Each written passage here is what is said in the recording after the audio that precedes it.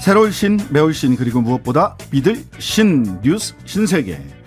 먼저 매일 저와 함께하는 분 일주일 내내 만나 뵙습니다. 단짝 헬마우스 임경민 작가 오셨습니다. 안녕하세요. 안녕하세요. 날마다 기다려지는 뉴스 신세계, 신장식의 뉴스 아이키라고 하는데 저도 주말 내내 기다렸습니다.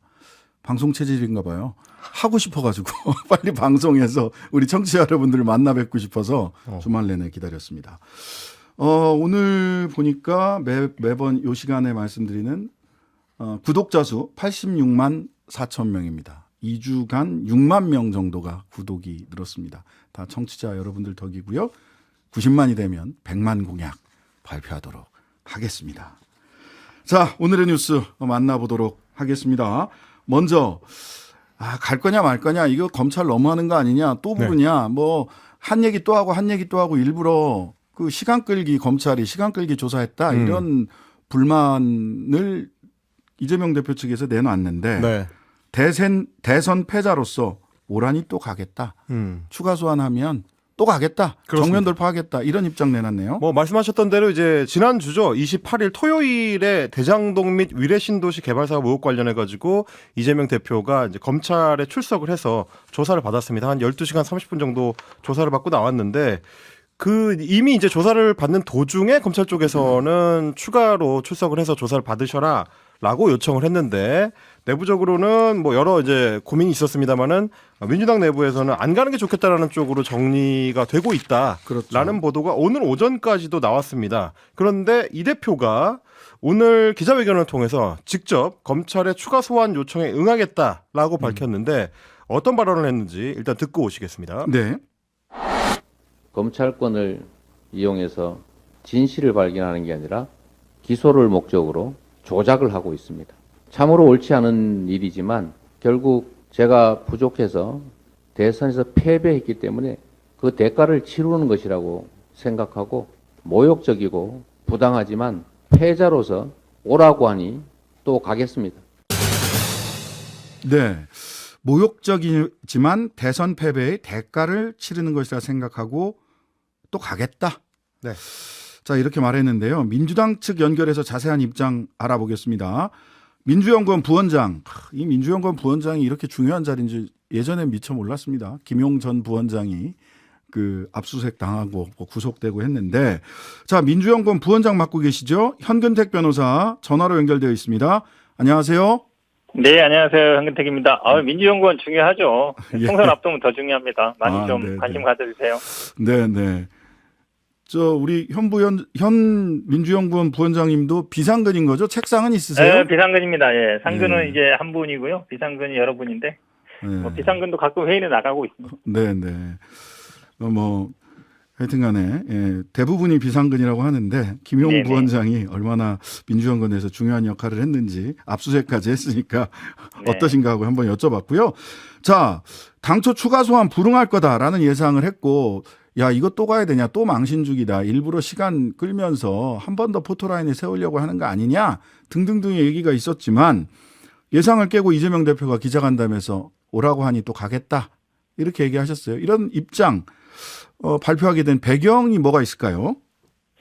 저도 정확히는 모르겠습니다만 아마도 지금 검찰에서 이제 추가 소환하겠다라 그러면서 소환에 응하지 않으면 뭐 증거인멸이나 이런 걸로 이제 영장 청구하겠다, 이제 이렇게 나오고 있잖아요. 영장 청구에 이제 명분을 줄 수 있을 것 같고, 네. 그 다음에 사실은 이제 검찰이 지금 뭐 대장동 관련 수사한다 그러지만 이미 뭐 언론에 다 나와서 크게 아마 뭐 새로운 사실이나 새로운 증거를 제시하거나 뭐 그럴 것 같지는 않아요. 네. 지난번에도 아마 이제 진술서를 여러 장 만들어서 갔기 때문에 뭐 그 정도 대응하면 되지 않겠나 이렇게 판단하는 것 같습니다. 그러니까 네. 결국은 아마 검찰 측에 어떤 뭐 명분이나 이런 걸 주지 않겠다 이렇게 판단한 부분이 가장 큰 것 같습니다. 명분을 주지 않겠다. 지금 2월 네. 초까지가 임시국회 기간이라 1월 임시국회 기간이라 체포동의안이 넘어오면 결국 국회에서 부결을 시킬 것이고 노웅래 의원의 사례도 있기 네. 때문에 그러고 나면 방탄국회다라고 하는 정치적 공세가 높아질 것 같다.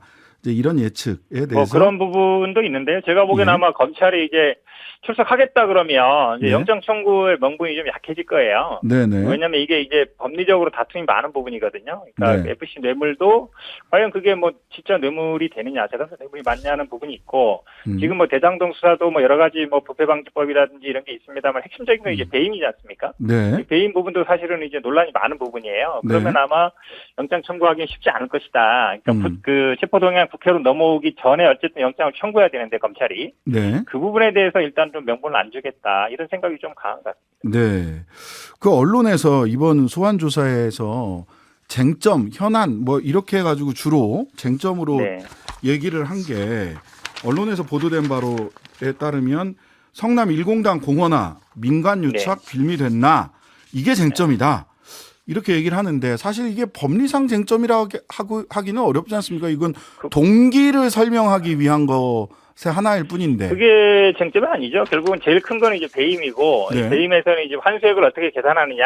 그러니까 결국 이제 검찰은 뭐 서판교 터널이라든지 뭐 일공단 조성 이런 거 빼버렸는데 그 부분을 이제 산정할 것도 있지만 결국은 배임에서는 이제 금액이 중요한 게 아니라 배임이 되느냐 안 되느냐 이게 중요하거든요. 네. 그러니까 법률상 의무가 있느냐 부분인데 결국은 네네. 이제 그 대장동 사업은 아시겠지만 성남시의 사업이 아니라 성남도시공사의 사업이었거든요. 그렇죠. 그러니까 직접 연결 부분 어떻게 지을 거냐 문제고 나머지 뭐 부패방지법이라든지 뭐 뇌물이라든지 정치자금법 이런 부분들은 사실은 이제 돈과 관련된 부분들은 네. 나온 게 없어요 지금까지. 그러니까 네. 정진상 김용 부분에서도 아직 확실하게 뭐 물증이 나온 건 없잖아요. 그 다음에 그러고 넘어가야 되는데 뭐 그 다음에 나온 건 더 없죠. 예를 들어서 김용 사건 같은 경우에도 대선 자금으로 쓰였다고 하지만 뭐 대선 자금 어떻게 썼는지는 지금까지 언론에 나온 적이 한 번도 없거든요. 검찰이 그것도 밝힌 적이 없는 거예요. 그러다 네. 보니까 이제 제가 보기에 뭐 뇌물이라든지 그러니까 이 지분 약속 부분도 사실은 뭐 그동안 워낙 얘기가 많아가지고 428억 천화동인 그렇죠. 1호 지분. 이것도 뭐 녹취록이 어떻고 뭐 그다음에 화해 조서 이런 얘기들이 있어서 이것도 사실 제가 보기에는 뭐 확실하지는 않고 그러면 결국은 아마 이제 배임 인정 여부가 가장 큰 쟁점이 될 것 같아요. 네.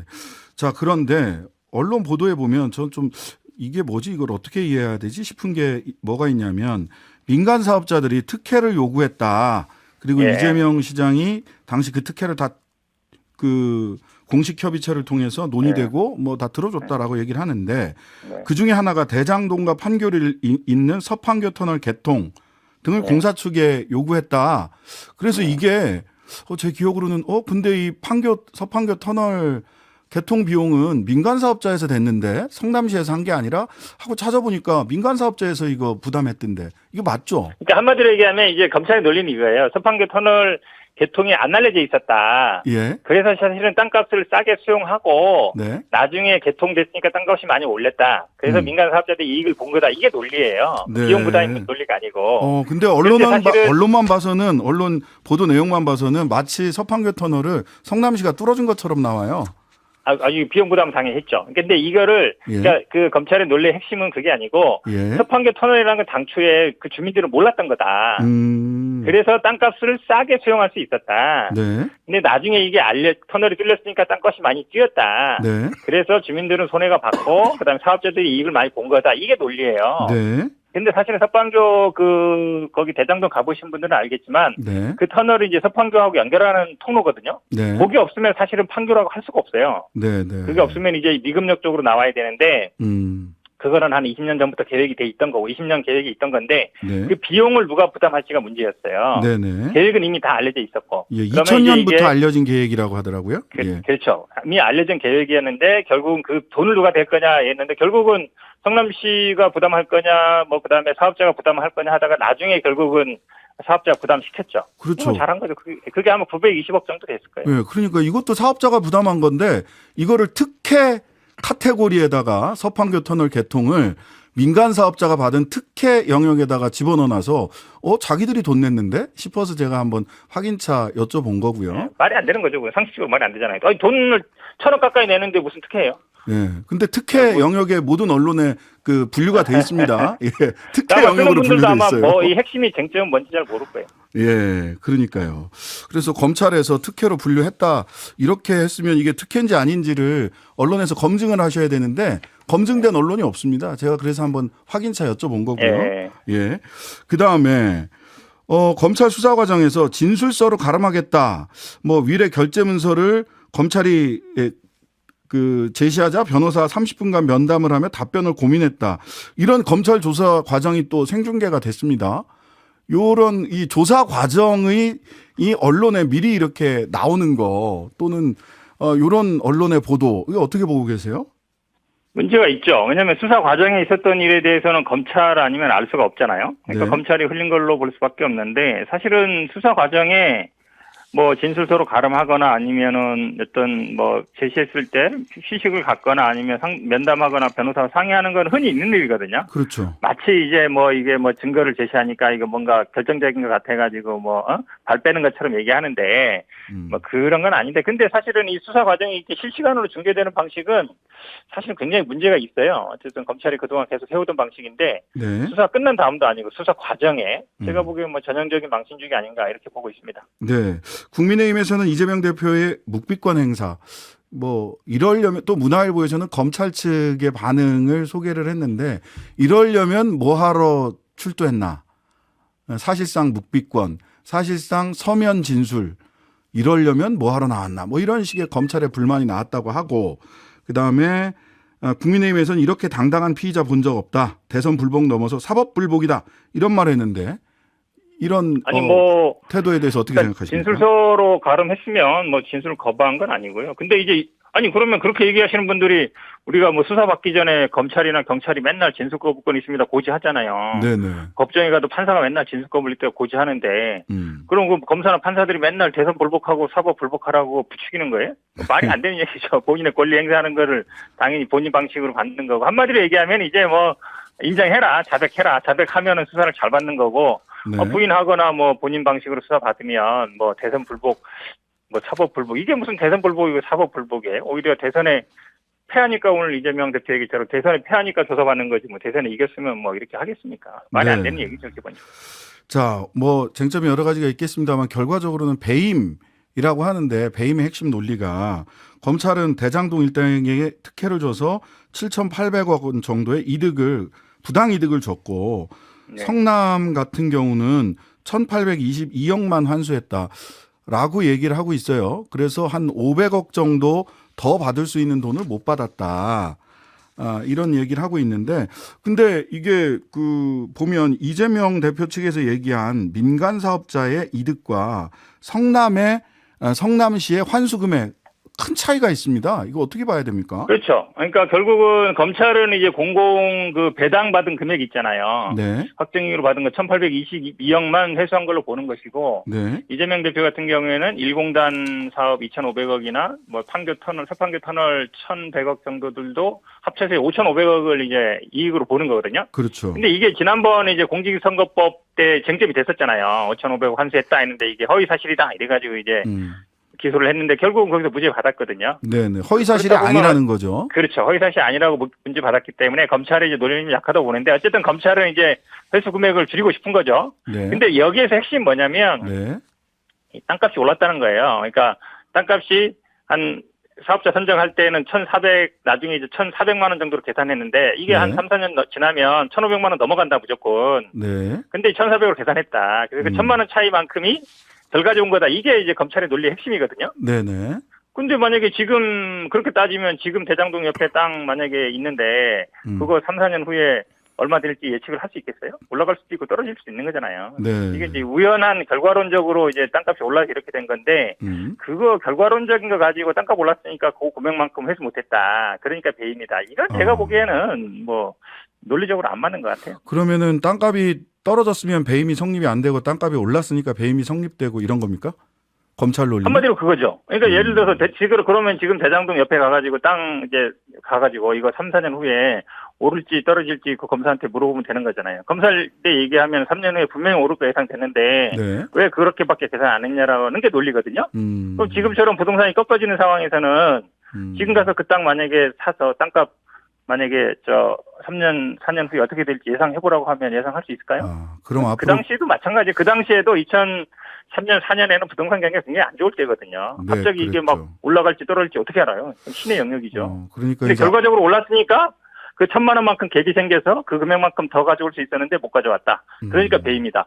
아니 그런 거야 누가 못하겠어요. 나중에 주식 오른 다음에 아이고 그 주식 그때 샀으면은 1,000만 원 벌었을 걸 그거 말을 누가 못합니까? 누구나 다 그럼 하는 거죠. 우리 현 변호사님 말씀대로라면 네. 앞으로 그 지방자치단체장이 개발 사업 인허가할 때 부동산 네. 값이 오를지 안 오를지를 검사님들한테 확인을 해봐서 물어보고 하면 되죠. 배임죄 네, 성립 물어보면 여부를 돼요. 확인을 하고 인허가를 해줘야 제가 되겠네요. 보기엔 검사님들이 이제 부동산 사업을 하시면 돼. 중개업을 하시면 땅값 네. 오를지 안 오를지 정확히 알잖아요. 3년 네. 후에 네. 평당 1,000만 원 오를지 2,000만 원 오를지 아니까. 네. 거기서 하면 되죠. 그럼 손해볼 일이 뭐 있어요. 그분들한테 물어보고 부동산 사면 따부자 되는 거죠. 다. 네, 알겠습니다. 이제 그 부동산 가격이 오를지 내릴지도 검사님들한테 검사를 받아야 되는 시절이 왔나 하는 생각이 들어서 아니 뭐 현 변호사님 논리에 따르면 그렇다는 겁니다. 제 생각이 그렇다는 게 아니고. 알겠습니다. 지금까지 현근택 변호사님께 민주당 측 입장 들어봤습니다. 감사합니다. 네, 고맙습니다. 네.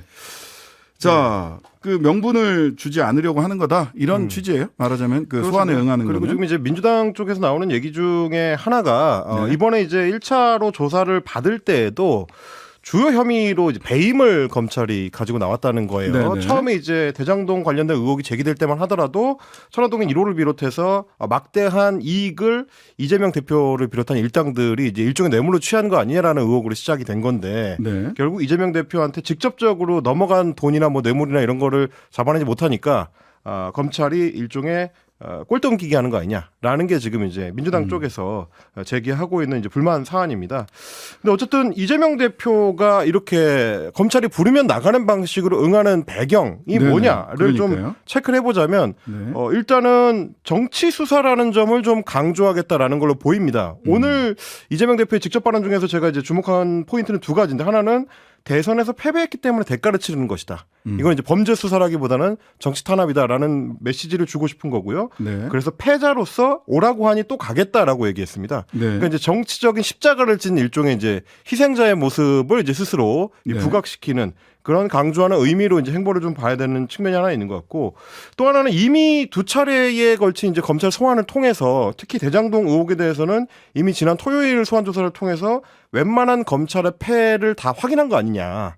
그래서 검찰이 갖고 있는 어떤 패 내용이라든지 성격이라든지 이런 걸 대부분 파악했기 때문에 두 번째 소환 조사를 받는다고 하더라도 추가로 별로 나올 것이 없다라는 거를 이제 어느 정도 이제 자신감을 갖고 여기에 이제 추가로 응하는 거 아니냐라는 세 번째 소환 조사에 나가더라도 그렇습니다. 예, 이제 예. 그런 의미인 것 같고 또 하나는 이게 이제 검찰의 기소 방향 자체가 성남 FC 건도 그렇고 네. 대장동 건도 그렇고 결국은 이재명 대표가 뇌물을 받았느냐 안 받았느냐 이거는 이미 어디론가 가버리고 행정가로서 그 당시 했던 행정 행위들이 위법이냐 아니냐를 따지는 굉장히 좀 법리적인 논점으로 이제 바뀌어 버렸습니다. 그렇죠. 그러다 네. 보니까 거기에 맞춰서 대응하기가 좀 더 쉬워졌다는 판단이 뭐 있는 것 같고요. 또 하나는 현 변호사님도 짚어주셨습니다만은 이렇게 되면은 계속 검찰이 부를 때마다 나가기 때문에 영장 청구의 명분이 상당히 약화된다. 네. 제1야당 대표이기 때문에 뭐 해외 도피를 할 것도 아니고 뭐 그렇다고 검찰이 나오라 그러면 가서 협조를 하는 모양새를 취하고 있기 때문에 그거 외에 검찰이 그러면 어떻게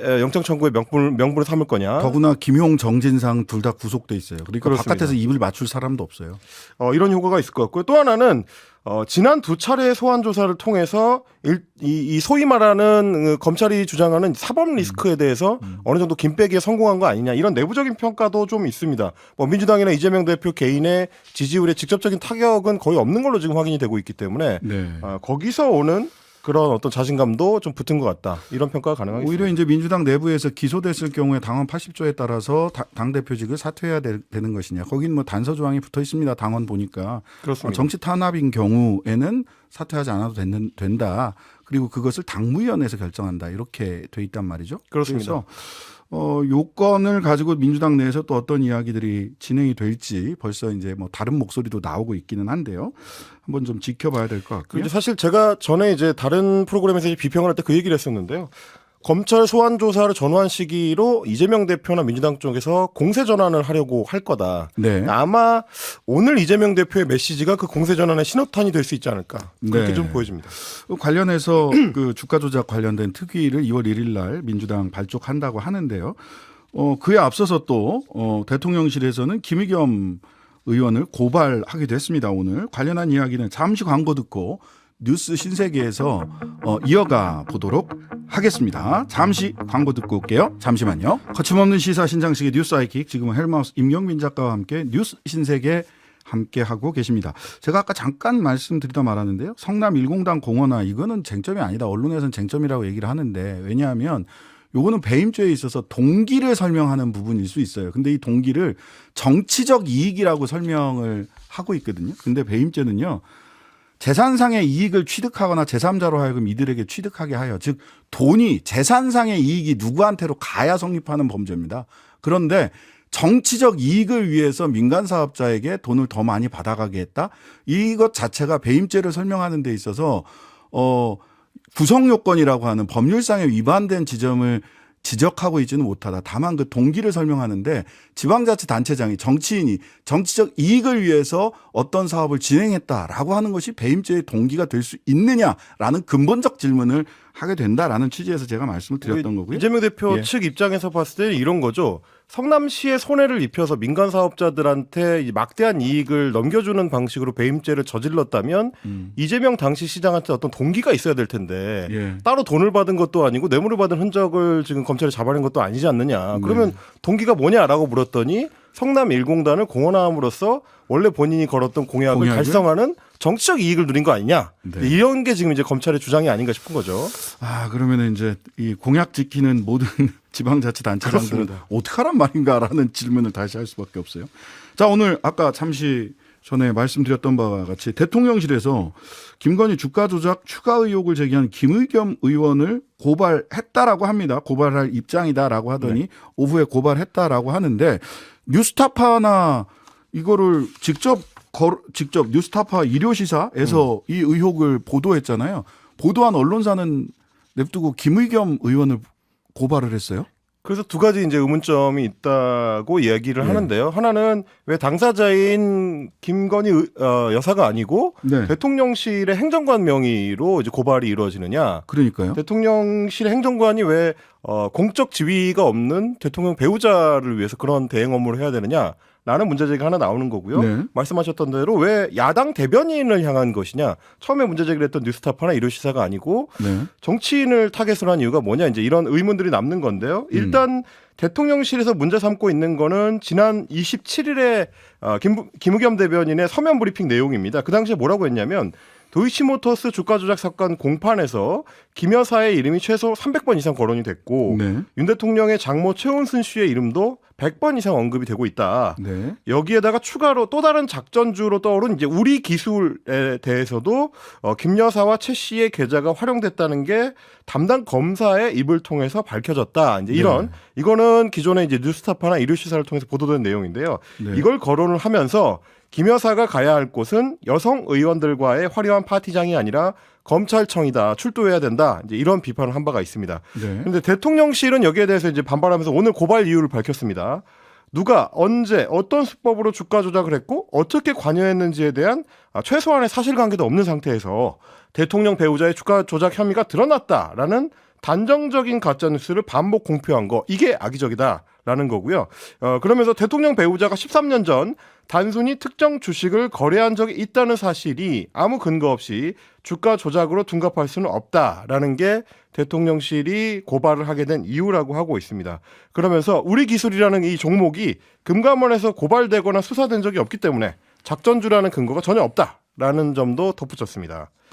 근데 뉴스타파 보도를 보면 그 검사가 질문하거나 재판장이 질문을 한 것에 대해서 답변하는 과정, 또는 검사가 직접 답변하는 과정에서 몇 가지 사실관계를, 우리 기술과 관련된 주가 조작 정황을 검사나 판사의 입으로, 판사의 질문과 검사의 입으로 나왔던 거 아닙니까? 그렇습니다.